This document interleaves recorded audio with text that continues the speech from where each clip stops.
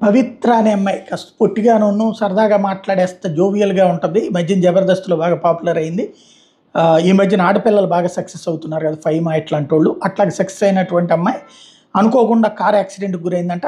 ఆంధ్రప్రదేశ్ అనట అమ్మాయిది. సోమశిల దగ్గరకొచ్చి అట.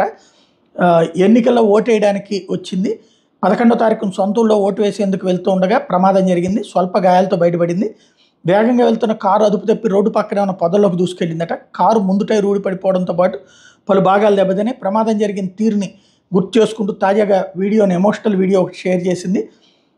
ప్రమాద తీవ్రతకి కారు ముందు టైర్ ఊడిపడిపోయిందని, రోడ్డు పక్కనే ఉన్న పొదల్లోకి దూసుకెళ్ళిపోయిందని, టైంకి ఎయిర్ బెలూన్ తెరుచుకోవడంతో ప్రమాదం తప్పిందని, చిన్న గాయాలతో బయటపడ్డానని చెప్పుకొచ్చింది.